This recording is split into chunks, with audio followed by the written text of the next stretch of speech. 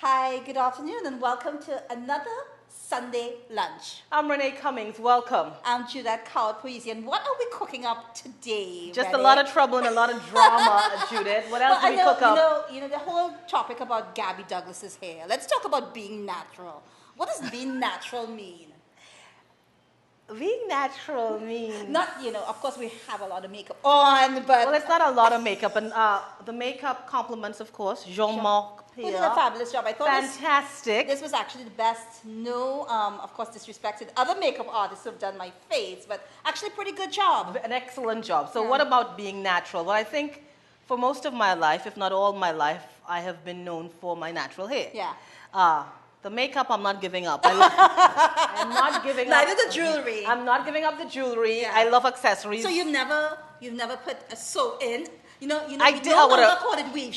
A weave? That's taboo. Now we call it extensions. Yes, because even the Caucasian women are doing Listen, I did one about 2 years ago to host the Miss World show. Yeah, what was it a like? very great hairdresser, Victor Martinez. Yeah. My entire hair was blonde. He had it all the way down past my butt.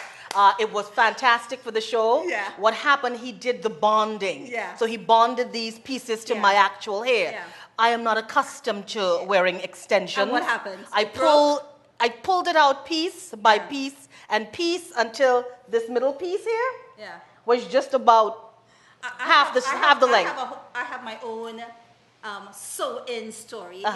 Growing up, Naomi Campbell was an idol. Yes. And of course, her first look ever With the bangs. And so I did a weave with the bangs and the long straight hair, and it looked fabulous.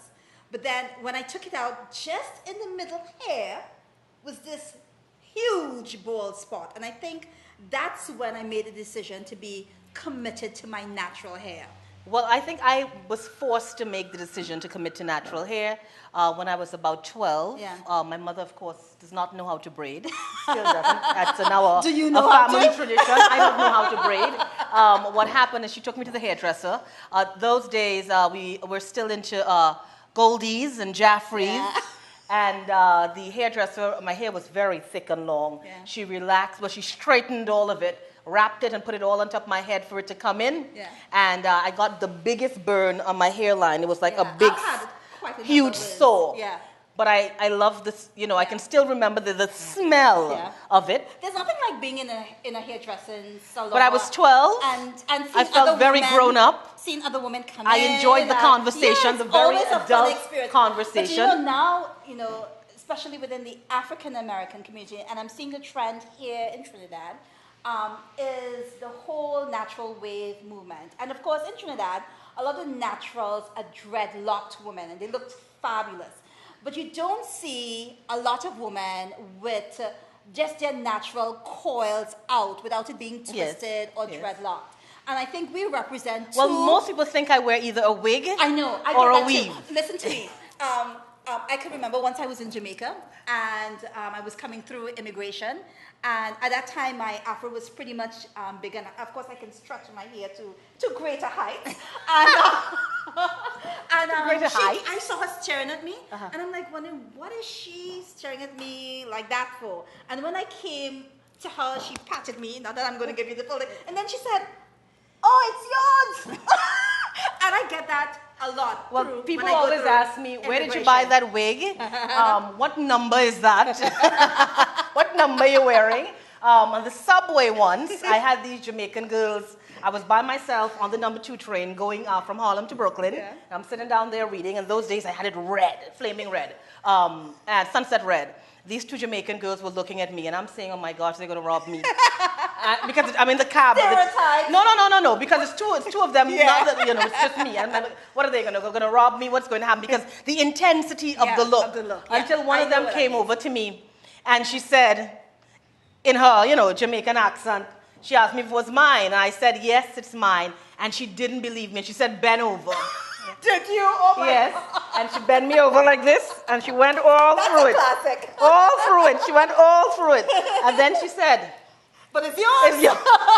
But how do you take care of your hair? Now I don't take care of it. You just like wash and go. I wash it and leave it, and that's my problem. I wish I was inspired. You see, I don't come because my mother didn't have this texture. Yeah. And she didn't know what to do with it. Yeah. My grandmother did what she had to do with it. Most mothers don't, right? So most mothers resort to going But to no, there's some mothers salon. who can do the cane roll, Yeah. who can do the twist, who Yeah. can do the braid. But you know, as moms get more and more busy with their careers, and as moms have to handle multiple things, they don't have the time. They don't. It gets hard. My texture is very different from your texture. My texture is sort of like tightly coiled. Yours is more loose, so I have to take. What you gave me? I have to take really good care what of do my you say? hair. I'm a 4A3C.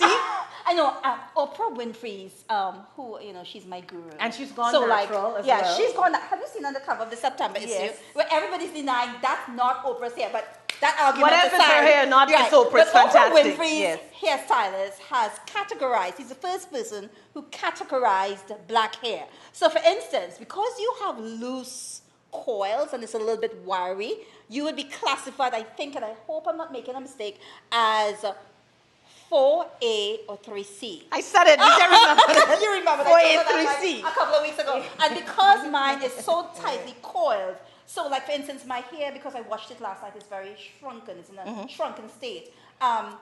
Because mine is just highly coiled, so I can stretch it and it can be long, and then I can hold it up and it can just stand high, which is what I love.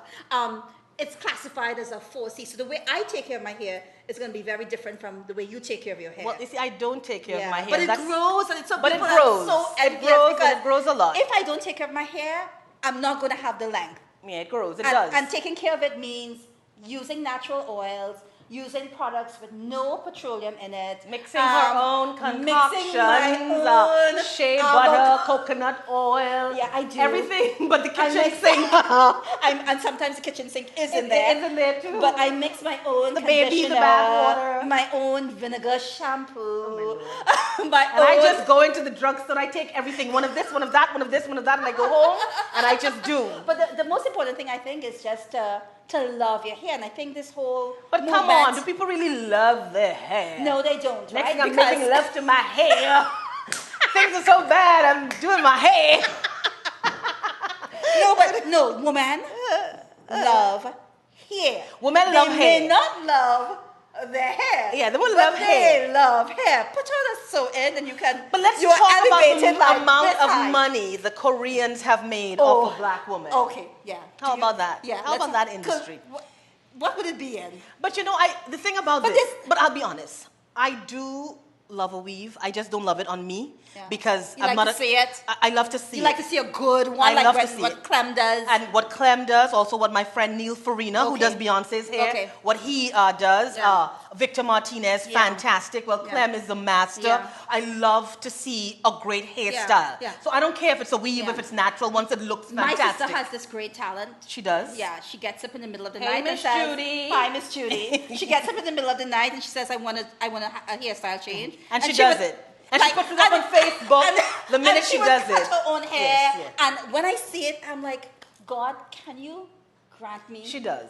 a weave, please? She but does. I think, when I won't ever do it. No, I will. my but I problem with will the miss weave, my though, hair. ladies, is when I see you all kind of like, No. what is going on This there? is what I don't like. You scratch your head and the whole Thing moves just- to one side? Yeah, that looks awful. No. But I did see, I can never forget, I saw a girl and she was there doing her hair looked like, but then she was just like tapping this. I was like, Why was it what is she scratching? doing?